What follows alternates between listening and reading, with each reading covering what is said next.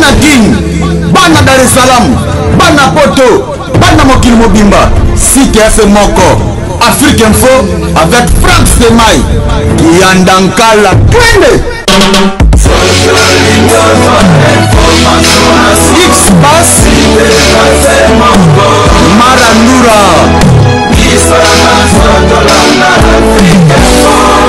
Franck Stemai. Mesdames et messieurs, merci de rester fidèles sur votre site www.africainfo.net. Dans les soucis de vous servir, car vous servir c'est notre devoir, nous allons devoir analyser sur ce plateau avec l'un de vos serviteurs. Il s'agit bien de Franck Stemai Dissouka, qui est le responsable du site Africa Info. Avec lui, nous allons devoir brosser succinctement tous ces sujets d'actualité qui battent son plein partout ailleurs. Déjà à qui j'ai dit bonjour Franck Stemai. Bonjour président Regan Wassissoa.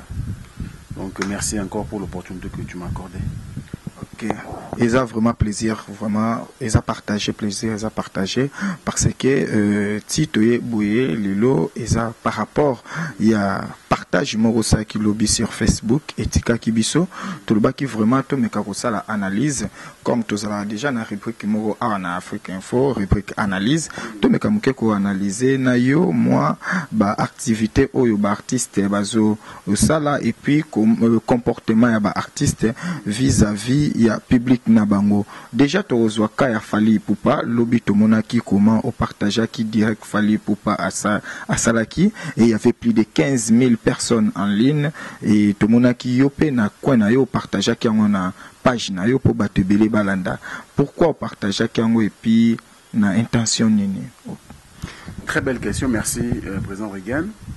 Moi je pense que ça fait une belle lirette qui est toujours bon dans pour que musique à Congo ils ont à l'issue de l'actualité n'engazalaki parce que l'autre on est sans ignorer vie réalité pe ambo canabiso politique penezu sika.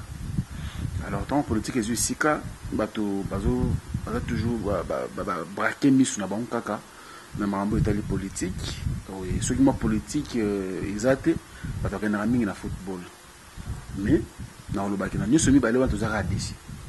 Parce que la population, ils ont la politique apparemment, tout aussi la confiance, les politiciens, ils rendre biso pendant sincérité. Ils ont la biso la population donc quelque part, ils ont stressé biso davantage.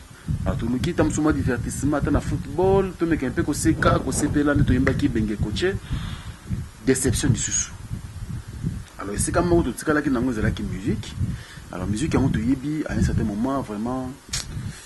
Et perdre avec ma vitesse nango, il faut tout à la claire, il perdre avec ma vitesse nango par rapport à mon tu évoqué awa. Mais biso tant que ba chroniqueur de musique, tu vas changer mon salaire. Parce que quand tu es dans la chronique politique, en tout cas na éviter na vous à l'aise pour les gens à maîtriser secteur en bien té. Pareil, na chronique sportive, na encore rappel sur peu que ça la montée pour en tout cas musique na linga déjà de mon enfance, na c'est pas la musique.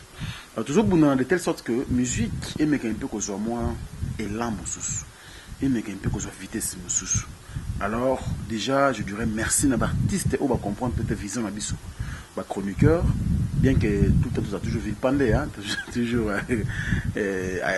insulté mais quelque part derrière biso entre la master na ba grand frère Moussou toi na la télévision awa toujours me gara ko sala kama ba effort wana président Regan de telle sorte que musique est coufatée et résister. Alors merci à l'artiste et belé en tout cas comprendre ma vision d'abisso, raison pour laquelle au moins dans un point de presse même il a fallu pour pas à féliciter Vincent Chéris. Donc quelque part les alliés pour abisso une fierté qui est au moins nous ça tout ça là de prêcher dans déserté. Les artistes captent quand même nos messages. Et ça qui j'ai une fierté. Et puis pour revenir à ta question, et puis il y a plusieurs héritiers Watanabe, le roi de la forêt. Papa Moukoulou, papa chéri, en tout cas, l'artiste est presque mieux soit comprendre qu'il faut quand même bâtir avec bisou pas responsabilité. Donc, mais dans les telle sorte que musique na bisou ils ont au point. Le lo oyo na o tuningai par rapport à direct à Fally Ipupa pour qu'on a partagé. J'étais vraiment émerveillé au fait. Vers minuit, quand on était à Raboya, on a la télévision, quand on a la chaîne Libanda, information, on a Facebook et comme il fallait être en direct. Donc pour la première fois, déjà, il fait quoi en direct? Il dit quoi? Alors l'artiste, il a un journaliste, il a un combattant, il a un mboka na été, il a la guerre na artiste, l'artiste chanté pour son public. On a raison, les bossos disent qu'il a partagé. Ah, rumba ya fallu à live boye, bato ba yoka mona onte. Na bi tala bi oto luka, ba innovation na musique à Congo. Ba moko na tini na partager avant ngamo na banda kotala, partager ngo et il fallait nous a pris des heures du temps en ligne. Je crois sauter dans les commentaires, j'ai sommeil mais je ne sais pas dormir. Demain je dois me réveiller, je me réveille souvent à 4h du matin pour aller au boulot. Mais là je ne sais pas qu'est-ce que je veux faire parce que je suis toujours branché chez Fali. À retenir Batou. On est Batou, on sent que Batou na nzala yelo komoko. Nzala wana vraiment Israël qui débordait et aujourd'hui il fallait on apaiser public. Il y a même je crois un Togolais a commis, il fallait on t'attend ici à Cotonou. Tu sens que il y a un Ivoirien qui a martelé là-dessus, il fallait pourquoi tu n'étais pas Ivoirien. Tu vois un peu. Donc ça veut dire que tout le monde avait soif d'entendre encore la voix de Fali en live comme ça. Et c'était moi sorte moi playback et lui-même était joyeux. Bon, en quelque sorte, bon, on a compris la décence de nos fêtes dans des trophées. Il y a Frima, à fait. Quand on a batunaye, on a monné Madina Djoboke, on a États-Unis, tout. Fait tango, et puis, il y a un morceau qui est un banzem. On a un frère ketchup, on a dit nana ketchup. Ah, mais tu sens qu'on est moutou, il y a un morceau qui est un souhaité. Bachili, à nourrissant. Bachile de ce paix à son âme, il y a grand porte à Sony et Tchéomo. Donc, Bachango, Balamongo, reste in peace. Reste in peace, Sony et Tchéomo. Quelque part, ils ont mis dédicace au Asali, Batunaye, ou à Yembela, parce que ça fait très longtemps. Même Baton Ngengete, il y a eu Kassou sous Banzé, en live. Bien que paix à son âme, le président Sony et Tchéomo n'est plus en vie.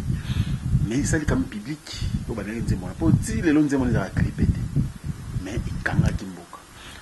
Donc moi en tout cas je pense que pour répondre on a que c'était une raison valable de partager vidéo parce que c'est du nouveau dans notre musique. C'est du nouveau dans notre musique, mais Kalate awa ou soit que au Kamaluba yaba congolais, voire même à on a Kinshasa qui fallait pour pas côté rumba azoko kaisute ou soit barumba fallait pour peser sur une clarté, mais beaucoup plus lobby c'était juste des rumba et les gens babanda yuko CP là. Est-ce que fallait aux assure qu'à perdre force na rumba ou soit avec un bon moment soka lancé album oyo ezo cadré na ba rumba congolaise et vous avez toujours en plaire oyo ezala nango. Bon, fallait avoir perdre rumba pour déjà yemo lo bagaout c'est pas grand prêtre oyo déjà le roi ya rumba congolaise Kofi Olomide le trop nous sans ignorer Kofi pour na rumba na ye to banda fête na 20h ya lelo ti lobi na 8h to betaka ba rumba Kofi fête ko banda pe sili to betika Kofi Olomide et puis to betika rumba donc à cette heure na rumba belé puis ya kitoko o batu bako za la fatigué te bako za la comment dirais-je bako za la jamais dégoûté te na piste quoi donc on a toujours na envie yako bina. Alors, il fallait aussi la thème. Mais le problème, c'est que le public, on a notre anzale, les gars, il fallait un privé qui bango moins sentiment, en fait. Donc, comment il y a là, à ça, la bilan du tout, comme un bon bien, on a 4 frigo. Il a fallu bimisa, on a chauffé, tu as le souvent solo. Il y a le salaire qui lobby. Donc, on a salé mise à jour. Il y a une œuvre na yimoko. Donc, quelque part, en tout cas, moi, j'invite encore tous les artistes à emprunter ce chemin, parce que les locaux qui les commis développé, a drainé au moins 15 000 personnes à retenir Bango pendant des heures de temps dans les réseaux sociaux. Bamsou charge ici, on a branché en ligne.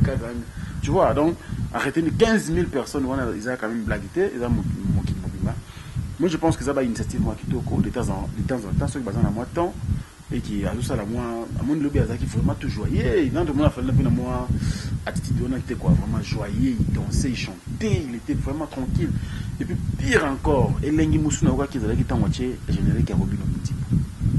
Ah, je sentis que musique il est amoureux quoi. Vraiment c'était bien. Moi on a hypé donc ça dit que na Kabola qui formait Sengo Yazaki. Au Kabola qui est Sengo Yazaki Nangolo Azalaki Nangolobi peut-être yo na coin na yo ezaki na bon sens mais tout le monde n'a pas page Moussou. Comme le roi, moi, si j'ai la polémique, hein, parce que Héritier Watanabe est signalé que IEP Azaki en ligne, donc parmi bateaux Bazaki en ligne, mais de l'autre côté, tout le monde est vraiment ma page na abstenir na bon nga kutanga ba combo ba ebele ba tchakipe ba créer moi polémique c'est soi-disant Héritier Watanabe Fanny Afali Héritier Watanabe boy en quelque sorte on a été partage wana fallait ça yango sans polémique et azole l'année karabanzembo naé un peu de jus d'orange et puis mais à un certain moment bino ou soit biso ba internaute tant au sombi yango et comme sujet à polémique c'est ça toujours l'été nango. Président regarde question dans ce pays parce que moi bon on connaît la page na bisoté pour déjà au départ et vers la page il y a polémique.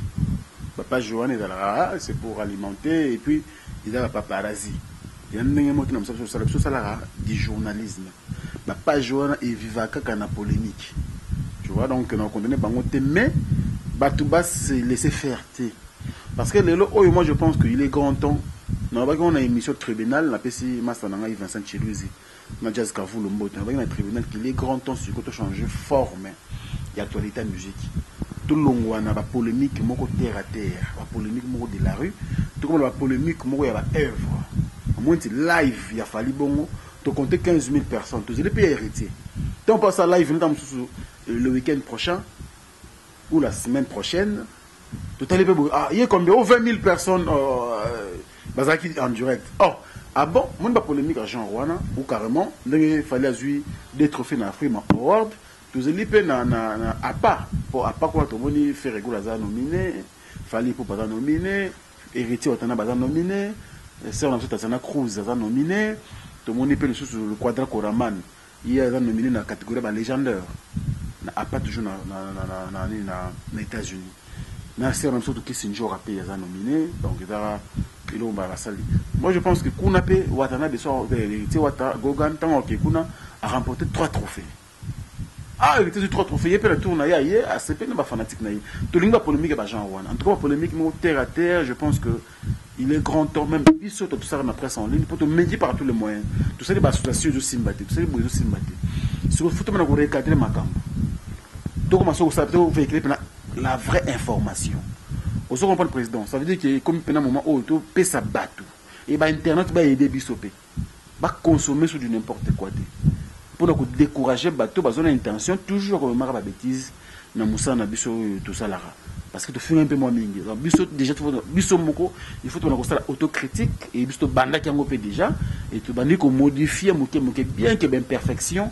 Ou bah laquine causant jamais mais je pense qu'ils seront gentils de tolérer quelques laquines mais en tout cas s'il faut parler de la conscience nous en avons déjà donc travailler on a lancé et je pense que dans les jours à venir les gens vont voir quand même le changement dans ce que nous faisons pardon. Dans les jours à venir les gens vont voir ce que nous faisons mais Kassela Netienne, j'aimerais bien nazo parti moko lobi wana, lobi bien que page belé ça la polémique na bango déjà, mais biso tozo lukato même polémique na bon sens. Tozo polémique na bon sens, réflexion moko yelinga isiko, est-ce que bozala ka ba mi na faire rigola na Facebook? Oui, bon, na mon page mode je pas trésor congolo, où les artistes faire rigola, mais yemoko, je pense qu'on doit être une activité. En ce moment, je profite d'inviter quand même tous les artistes. Manda chante. Si tout le monde a chanté le baradon, il y a une authenticité. Tous les artistes, en tout cas, il est content parce qu'il faut qu'on mette à jour ça le monde, ils ont invité ce mot de croisière. Moi, je pense que déjà, bravo Héritier Wata. On a encouragé pour c'est normal il faut l'on appelle à niveau il fallait que non fallait que non quoi travailler au salle de visite et l'on appelle Quadra Koramba, les quoi héritier ou bien ferré. Vous comprenez? Eh, l'on appelle bongo, nous venons de fabriquer ça avec un double kuna, grand frère de la Costa Côte, et Koyambaye, tout le monde peut-être Soleil Wanga Givabron, à côté d'un double héritier, il fallait poupa, à qui qu'on visiter Pétam sous ferré, ou bien venez Ranson, venez Moukoulou, papa chéri, tu vois, parce que pas JB, pas de Bossanara. Papa chéri a médiatisé ma ramonité. Mais il y a beaucoup des artistes qui n'ont pas de ma JB. Je pense que Maïe a rencontré des gâtés. Biloko ça m'a dit pas Moukoulou. Mais papa chéri, moi je pense qu'on a lancé un message dans Roger ML, l'empreinte digitale. Il faut une image à bon acheter l'Arabie Saoudite. Public et mon raté on dit qu'il y a comme des place dans la musique congolaise. Papa chéri a Yamaraba Chikito, net dernièrement à Ilunga. A Yeminze Mbarim pas faire égaux là, Ilunga. Il y a pas de magie, bah plus de $1,500. Vous comprenez? C'est ça qu'on veut. Quelque part, ça fait du bien. Net Ilunga. Na papa chéri, il n'y a pas très d'union quand même. Vous comprenez? À moi n'a pas papa chéri. Mais papa chéri aime bien comme artiste. Tu vois ce qu'on veut? C'est ça la culture congolaise. N'a pas Côte d'Ivoire, ils allaient raboyer. Vous comprenez? Ils allaient raboyer. Moi j'ai déjà vu beaucoup de concerts. L'autre, comment ça? DJ Arafat de Beta, au moins l'artiste, Mati, et tout ça là bien.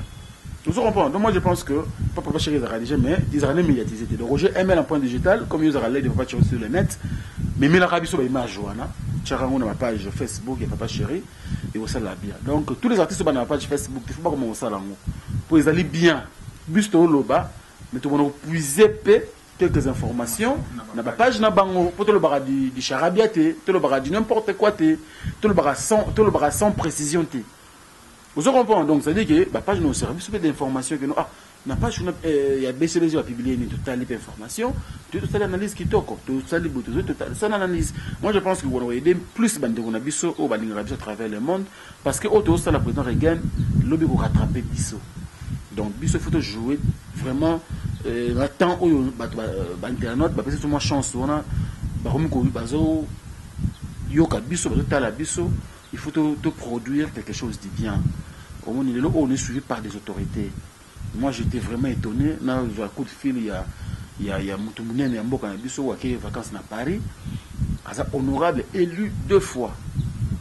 À Paris, à qui vacances parlementaires. Quelque part à téléphone. Après ça, comme on est bon, donc moi je pense que interpeller les sous. Non, il faudrait tirer aventure.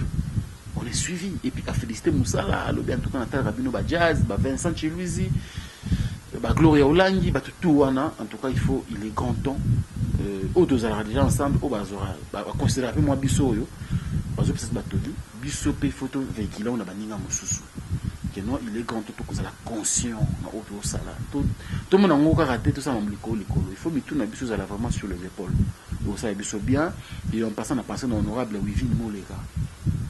Honorable Wivine Moleka, 2 fois élu dans le Kunga. Donc moi je pense qu'on a passé un mot et puis quand honorable maman peut avoir 84 ans. Donc quand on a passé honorable Wivine Moleka, mbote mingi na famille Moleka mobimba. Mbote maman na biso ici kazana poto en tout cas 84 ans matala na biso. Na yoka pour ça rouler la président en tout cas na pesi bambote bel na bango et puis ba président Denis Ngambani Mbambi. Baza batu oyo azali responsable azali qui par marambo bel na mboka oyo encadrer ba jeune ya kosara rangote. Mais au moins ceux qui voyaient à serrer le beaucoup avec son andako pour vendre bolier pour kaboli vert na baninga na tamsu ba ministre bani yo pour vendre wana. Ils avaient considération. Donc il faut tout mettre pour changer le comportement sur ça monsieur le président. Merci qui t'ont déjà fallu pour parler de Ngiama Makanda Weranson et Sabril entre les phénomènes Ngiama Makanda Weranson et Coco Bilali, la personne avec qui tourna qui chanson Anababina Kinae Nzengaloketo et il s'est plaint, c'est comme si jusqu'à maintenant le roi de la forêt n'arrive pas à honorer sa promesse, c'est-à-dire Yokanaki avant clip qui a reçu à moi et le Kwamuke, mais jusqu'à maintenant, les rois de la forêt, il commence maintenant à faire du lobbying, à commis Salaba Charabia, qui est le roi de la forêt, Boye, est-ce que ça vous arrange quand même? Non, je condamne notre artiste comédien Coco Bilari. Information on a sur le canal et grand frère Vienanga Moko et Jacques Mbosso à la peine Vienabiso à Yatala Biso Mini. Na tongo d'être dans la Moka, na Salinga Ba Voice, na l'île de Coco Bilari à sa émission contre le roi de la forêt. Qui soit disant qu'il y a un bon côté, il y a mais bah yokanaki ba futa caché nae, ninga zaki figure na clip ya Zenga Luketu. Na sepela ki na ngote personnellement président Reagan parce que au moni tango mutu a bosali likambo hors caméra yo inko yo mais on a caméra mbangu pendant que mutu comme ça va projet mo malamu pona ye yeta mso zela mbongo peut le roi de la forêt là qui est le pango peut le roi de la forêt là qui est voiture peut le roi de la forêt ngezo ba neta mi balimi c'est toi mi bona poto yo zela bon là on ça des missions dans rattrapage là qui est pendant moi personnellement Jacques merci pour l'information. Mais il y en a qui personnellement qui passe. On pose dans le cas de c'est la chanson qui cartonne dans cet album 7 jours de la semaine, excusez-moi. Vous comprenez. Donc, aujourd'hui, on a qui est que non, on a un transport, maman, pasteur, maman, c'est des gens qui pas taper sans transport. En tout cas, si on a un peu de bandinga, mais on a yoka na qui n'en a pas singa bongo te. Na ose la kaka. Je me suis dit, bon, ce que vous avez souhaité, na ebini no na kobenga ye na kosolo na ye tout ça bana. Bon, ce que yeba kinde ngona il a fallu à l'obangote. Vous en parce que tout le monde déjà abayambi na ndaku ba considérer ye bazolia le tout le kami qui na média. Mais comme ça sur une mission ko ba kina ba futinga mbongo na ngate indirectement zo accuser les rois de la forêt. Donc les artistes doivent être sérieux na mamba osala. Ce que na mutu na hors caméra. Aussi ça hors caméra. Bon, artiste quand il vient biso, batunyoso. Les cambo za caméra te comme na caméra te. Bien dans salle mission bon c'est comme le roi de la forêt to maman c'est des gens pas je pense que ba ko zoyer sous suspensa sur yete ne ba no za liboso. Asale musala ki toko batunyoso ba moni, mais il faut avoir la patience. Omoni ko futa yo moto bon, ba yo rentam $500 admettons $500. Mais le roi t'a dit que non, on a pété le 500 à relier mon banque aussi là. Il faut que le mot taxi, mon tout comme on la taxi, il la bon chaque jour. Ou carrément, quand tu es moins il faut informer au préalable pour mon tout péazana idée. Toyokani pour $500, yo comme une pensée ou souhaite un projet à 2000, 4000. Là, il faut quand même communiquer. Pourquoi? Et ça, l'a naza motema kita. Donc, de l'autre côté, les rois de la forêt, il fallait quand même honorer la promesse. Et puis, c'est bon, non? Oui, c'est bien, mais je crois que la mission, ceux qui ont la mission, vous comprenez que Yemoko, le roi de la forêt, c'est que non, ça rend la patience, t'as la liboso côté à l'autre. Tant que t'as la liboso, ça veut dire que t'as l'avenir, t'as l'avenir, voilà, yo ose $500 au lieu. Toujours, toujours estimé. Toujours comme exemple, montant $500. Bon, tu sais, $5 pour battre son compte avec des bons. Admettons qu'on a $5. Je pense que le président Reagan se donne $5. Le service au rang, on a un bon service au qui m'a cassé trop. Il faut un bon zone. Tant qu'on est au sein de notre président, ça va nous calmer. Non, quand c'est plus que ça. Il faut vraiment oser un mouton. Oh, ah bon, ok, n'a pas un mouton, n'a pas un pour Azanango. Mouton, ceux qui ont dit non, ils attendent plutôt comme sur le Azanango, le gars Azanango, t'es d'accord. Mais mouton Azanango. Et puis Moussala au Sahel et moi on a mis ça bateau. Moi je pense que dans le roi de la forêt au Canada, et le montant musumo était ni moi ma belle, attique la banana et pour ça coller. Aux montant musumo et le mot en tout cas et que la souvenir na à vie. Qui va passer bon en espèce, bon to yebi pe ko bilare ngelo nenga comment fonctionner. To yebi. En quelque sorte, à Mekim Keko Kangela Baninga n'est pas artiste comédien. Moi, bah porte pour d'habitude, bah musicien, bah comme travailler na bah comédien, mais quand on a déjà comportement bouillé, c'est comme si et au PSAP, moi bah musicien belé, moi attitude de réticence. Non, je ne pense pas. Le roi de la forêt peut en limite aux aramontés mawana. En limite à considérer en plus tout pendant sango, tout ibisi kake bah tout bazaraye, tout bah journaliste bah que loquete bah tout une question le roi de la forêt. Biso bah journaliste tous à quand même conscient. Mais tout n'a pas d'information, il y a bomba. Lobby solitaire, il y a non, bon, tu as bien été. On a une médiatisation, d'accord, mais il ne faut pas qu'on pousse car à monter là. Donc moi je pense que le roi de la forêt, on a limité à considérer locaux, ils ont une émission, moi, peut-être qu'il faut qu'on péguisse quelqu'un à cette émission, pour qu'il commence au danger. Mais pour le reste, artistes comme musiciens, pas continuer sur l'artiste comédien, confiance. Pour talent, mais talent, là, c'est Zengaluke. Tout le monde est bloqué au Yasaliwana. Ils ont été allés voir le roi de la forêt a exploité. Et puis, hormis ça, à part clip, on va tout dans la Zamba, Bamati CEP, à Bininzembango, à Zolia. Est-ce qu'on est à raconter? Donc, moi je pense que Bisso va jouer c'est plutôt ce comportement. Qu'on cite en tout cas quand on il y a artistes de moi je pense que c'est pas bien. Il faut vraiment moi côté on tout mais un peu modifier quoi. Mais pour nous Coco Billar en tout cas si on a l'occasion de la biso entourer la biso à ça la sous émission parce que on a yoki on a le roi de la France ba idée moi qui toko par rapport à projet na bango. Donc as en patience, as tranquille. Et ça la bien. Ça ça émission on est bomélé sous copango. Ba ko benga bo ya kazo c'est bon to kana ki allez. On a batam sur 4-5 personnes. Tant on apporte les bandes on importe oui. Yo zo 50, yo zo 10, yo zo boy. Yemo watika na combien. Bon si les vite yebi ceux qui nenga ba artiste ba la. Lelo na Coco Billar nenga koma lelo. Ah il a même joué côté boka.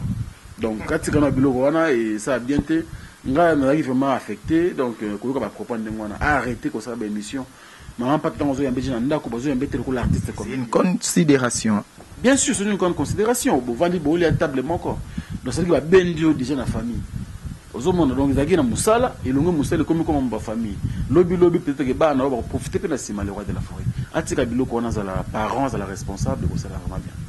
Merci Franck Stemaï. Déjà c'est 28 octobre, ça va barder au niveau de Genève, mariage du siècle, c'est-à-dire Nico Hitler, na Fatima Miguel, famille royale. Vraiment, Batutu Barozala, je crois bien que Barozala décidé la baronne de Genève, Mama Tete Liengo, c'est-à-dire mère Azobalissa, Masolo, Franck Stemaï, mère, la baronne de Genève, Azobalissa, famille royale Fatima Miguel. Déjà c'est 28 octobre, on habité sur Rosana Moliluba. Non, mais félicitations à maman, la baronne, Tete Liengo, félicitations à Moussala, parce que mon histoire qui Moutobali, c'est déjà ce qui est encadré bien. Mais pour se encadrer bien, tu es bien sous caca, donc félicitations à eux. Pour ceux qui n'ont pas été exact, moi je pense que prochainement, vous avez dit que bon, billet, on a pris en charge, attends-moi 2 semaines, vous avez bien, pour Miki, on peut assurer le roi Kalate. Moi, facilité côté dans ma rambango, donc, pas penser à peine à Bissou et de temps à autre. Et vous savez, bientôt participer à l'événement Bongo, tout tient en Afrique, il faut, et ça l'ira bien. Ceux qui prennent un billet, on a reçu un billet. Mais, le bon abisso à moi visa. Prise en charge, visa, tout petit tout, tu assister à un mariage, tu images, tu diffuser, tu zongi, et ça l'appelle l'enga fête. Mais sinon, félicitations vraiment à la baronne de Tete Liengo. Vraiment, nous sommes vraiment ensemble, quoi. Ceux qui ont image aux là, à titre de la bisso, tu diffuser, pas de souci. Merci également à l'indicatif de la République démocratique du Congo, le véritable code. Il y a Willy Moucheni qui séjourne déjà à Kinshasa. Bon séjour, il y a Willy Kakamasolo Ndenge Zalaka. Et pourquoi pas à la première dame de Lausanne, Mère Siko Yago Belisha, la maman de Ridge, Andy Louawa, un enfant pas comme les autres, c'est-à-dire Vego Belisha Bilele, toujours. Franck Stemaï, parlons maintenant de Kofi Olomide qui, apparemment Kofi Olomide a commis vraiment bénédiction, c'est-à-dire plein des invitations et puis invitation ils ont réussi toujours la fois passée à Zaki Nangola, invitation présidentielle et candidat invité qui est Lilo Azaeli, demain Azaki invité na Libéria et hier plutôt Azaki comment dirais-je invité un candidat président de la République et aujourd'hui a confirmé président et c'est un honneur quand même pour ou une considération vis-à-vis des artistes musiciens congolais. Oui, parce que tu as cité Willy Moucheni, le code mondial, mon grand vieux. Bon retour au pays, tu as commis à Kitty, a commis dans WhatsApp, que non, je suis au pays. Et voilà, j'ai l'équipe comme Kassi, merci, dans Willy Moucheni. Et puis, tout le monde a rappelé, basé belé, n'a pas une apporté de l'Is Ngambani. Mbambi, blague, c'est un rabisso Wakola, comme ça, Bisso Nami Touka, président de l'Is Ngambani Mbambi. Avec la bénédiction, bien sûr, de la grande dame Julie Kintima. Hein? Feza. Merci beaucoup, grande dame. Et puis, Tcheveli Mouzangou, le très spécial du président. Et puis, Coco Mixte. Hein? Coco Mix. Colette Ngambani, et puis le cadet, le tout dernier, notre prince, Laël Ngambani Mbambi. Merci na Bino, en tout cas, tous vraiment ensemble, la famille Wana, Alain Dinamo, l'homme se pose agréable. Merci pour tout, et je n'oublierai pas aussi, merci pour la première dame de Lausanne, Motema Viego Belisha, grand prêtre, la parole Andiri Djeloua, un enfant pas comme les autres. Pensez à paix, na Blanchard Kabanga pour y aider.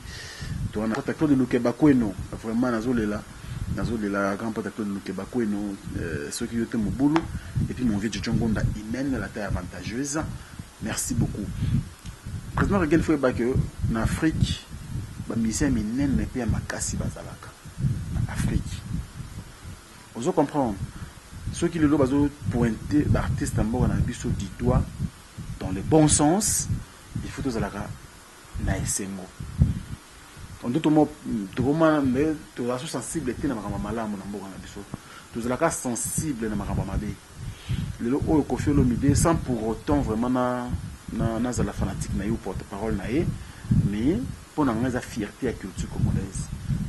Déjà que les artistes ya mboka mususu combien na mboka na yo ko loger na ba conditions moko boy pendant un mois et puis abattre campagne pour na yo parce que oui ba chou auto benga ba chungu ba chungu bangolé wana ba mi tout makasi ya osana demain.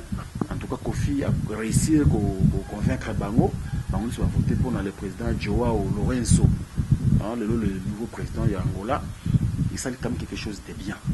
Et puis, dans moins de 3 mois, on dirait l'actuel président de Libéria a compris qu'il y a une campagne angolaise avec Kitoko. C'est-à-dire qu'à recours, on a même artiste Koffi Olomide qui a une campagne dans Libéria. Et tout le monde a des résultats. On nous annonce que, depuis hier, on nous a annoncé que le président George Weah, enfin le candidat George Weah est élu président. Vraiment, pour nous, ils ont fierté, honneur, il y a musique en Bourg et ça fait du bien comme ça. Parce que tant qu'on fait qu'il y a du vide, mais tant qu'on a Nicolas Podium, on a attaqué Congolais.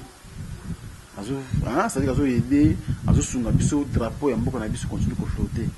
Donc, ça veut dire que pour la Tunisie, passer par là, mais tant qu'on a fallu pour avoir un trophée, ils ont ramené beaucoup encore au-delà de nos frontières. Et Libéria, qu'on a un bateau, donc, un peu moins musique à biso, bazar super na Afrique qui ba bango ngité. Maintenant mais Koffi Olomide kuna a CPC bango et puis parce que confiance dans le président George Weah, ça fait du bien, ça honore la culture congolaise. Et biso il faut derrière nos artistes. Vous comprendre parce que tout comme ça bango ka se ba souhaiter. De autant qu'on fait Libéria, on soit quoi le podium on réseaux sociaux. Tout le monde voulait Kolobela liwa. Mais le coup, les dames personne n'en parle. Donc, c'est pas bien. Il faut tout commencer avec la culture. Aujourd'hui, Koffi a commis une campagne de signe. Ça veut dire que même le président, là, on a toujours reconnaissant l'artiste congolais Koffi Olomide. Mais ça fait du bien. Ça veut dire qu'on a un œil regardant. On a beaucoup à Koffi. Et George Weah, pareil. Donc, ça veut dire quelque part, ce n'est pas pour la politique. Mais du point de vue culturel, ils ont fait ça, peu moins honneur, il y a beaucoup de Libanda. Le président, il y a un artiste qui vit en RDC. Alors, RDC, où il y a des soucis, il faut quand même un peu qu'on reporte quelque chose. Donc, solution, bonheur, il y a la politique. Et qu'il y a la forme de l'élève. Lelo Oyo, peut-être les musiciens qui sont victimes d'une affaire combattant, ils agissent quand on va pratiquer, c'est-à-dire qu'on soutenir les hommes politiques n'engazawana kozala soit. Musicien, oui, c'est du business.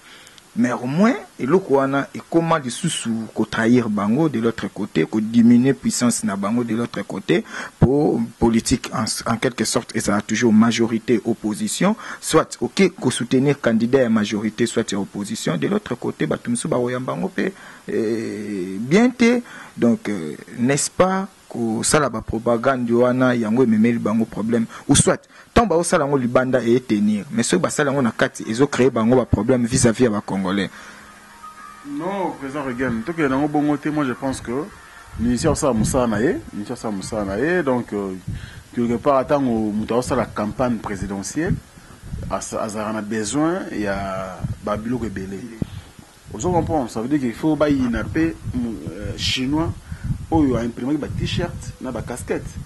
Il y a président pour servir peu de propagande. Vous comprenez, il faut bailler une paix mundele ou asala ki mutuka wana ou bachaki na cortège pour propagande Salem. Il faut bailler une paix ta mususu mundele ou asala ki avion pour évoluer et que nous sommes dans la province et que nous sommes dans la campagne. Donc moi je pense que ils ont vraiment une logique. Bon, on a beaucoup d'habitude, on a un terrain où on a milité. On a pas mal de cas que nos cultures ont beaucoup d'habitude de bien représenter les bandes pour message parce que ils ont bien accepté et puis ils ont produit des fruits. Donc quelque part, la culture a beaucoup d'habitude, contrairement à l'armée intérieure, à tout le background, ce n'est pas vraiment, moi je pense que ce n'est pas vraiment ça aujourd'hui, parce que tout le monde a yango, donc on a un musicien francophone, basé Pelé, mais la poni un Congolais fallait pour pas, en Afrique, comme étant le best ou le meilleur musicien francophone. Pendant qu'il n'était pas les seuls là-bas, il n'y avait pas que des Congolais, il y avait aussi d'autres pays africains. Donc moi je pense qu'il faut quand même quelque part tous la fière la culture en Bourg Nabiso. Les problèmes ne manquent pas, mais faisons avec. Un message particulier pour enfin finir avec vous. Un message particulier, moi je pense que nous continuons comme un message oyo. C'est le moment maintenant tout ça la politique moko responsable, tout ça la polémique mot responsable. Ça veut dire polémique. Ils à côté bon artiste, ils à côté biso ba chroniqueur de musique, ils à côté public ou ba mélomane ou ba fanatique ou ba ngapé musique en haut, tout aider culture en haut et continuer comme matalikolo. Je pense que et même les artistes ba comme une conscience soana. Aux hommes dans va éviter la polémique mot terre à terre, et ça fait déjà du bien et biso quelque part, il faut tout ça la autocritique. Notre comme ça là en haut déjà, c'est une bonne chose. Prochainement, je pense que vous allez bien, mais le public peut consommer à biso, bah aider biso. Bon, on va à la vraie censure. Il y a Moussa sur ça là. Ça veut dire que où ils ont diffusé la bêtise, bah on des cas pour juger bien où ils ont bien à ma bé.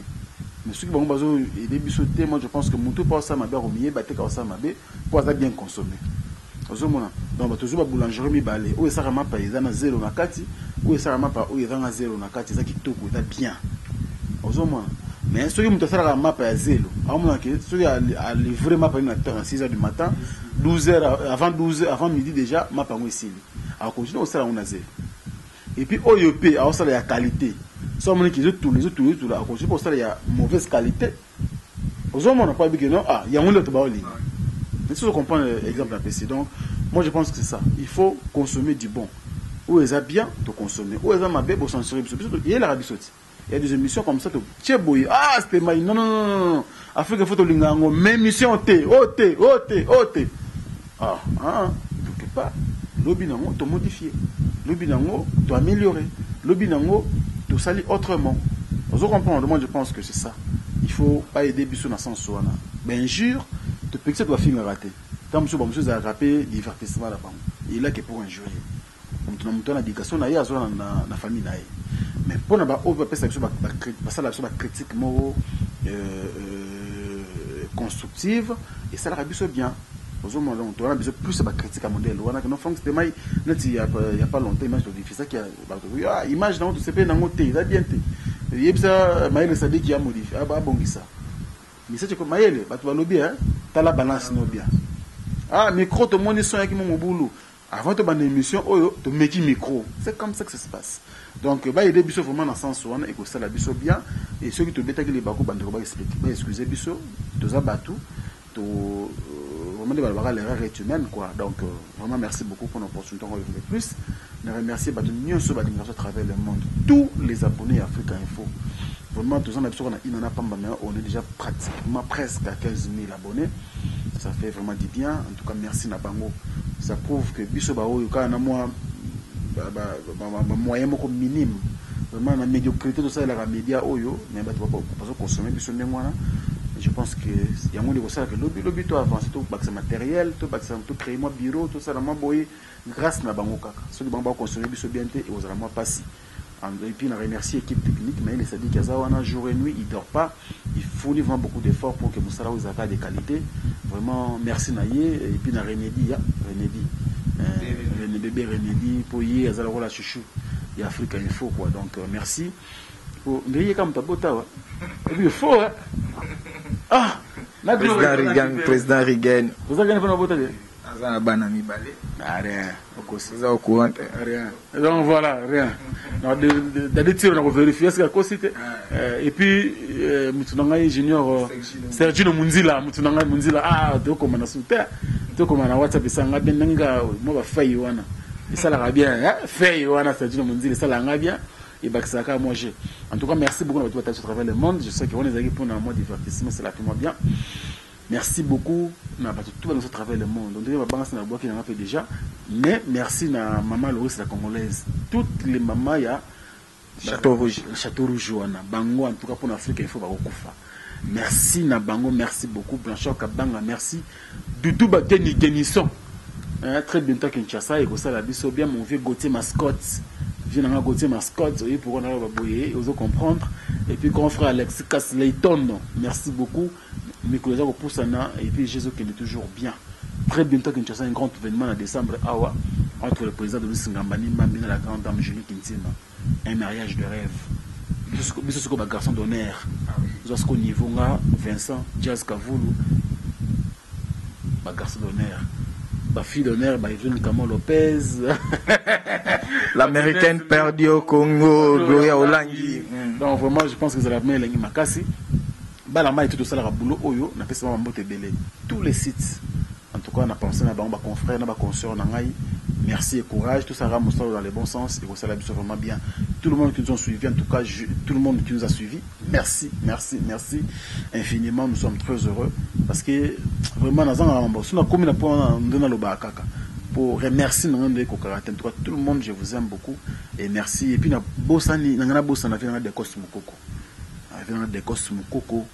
merci beaucoup pour Maître Kazil, Pokémon, c'est la champagne, la Pokémon, le péché mignon, Maître Kazil. Merci beaucoup, na pensé na vie na IP, Yobi. Et puis merci aussi na ma vie na tout, grand prêtre tout vraiment au bal à travers le monde, baza ebélé. Bob Amiso. On va centriste. Nous avons le numéro pour le système. Bob Amiso vient et puis Kaki Ankewa, grand prêtre vient. Merci beaucoup pour tout. Kaki Ankewa, Radio Kapi, on est ensemble. Merci à Joël Kanda Lux. Le Lux a un nom. Joël Kanda, c'est-à-dire Oumela Masolonde Karaizalaka. Merci à Sergio Munzila, et à Lorraine Cheka Munzila, Mama Finale. Et sans oublier Jordané Munzila, Waka Waka, Kimbangu, Yesu. Merci à Pichen Mbemba qui nous suit depuis Paris. Vous étiez nombreux en train de nous suivre. Lina Touareg, Lina Munzila depuis Istanbul. Et puis Dodo Doraï, Nakata Istanbul, on est ensemble. Capitale à Schengel, Dadi Munzila, merci pour votre fidélité et restez branchés sur votre site. Bonne suite de programme. Merci, au revoir. Bana King, Bana Dar es Salaam, Bana Poto, Bana Mokil Mobimba, CKF Moko, Afrique Info avec Franck Semaï, Kiandankala, Twende.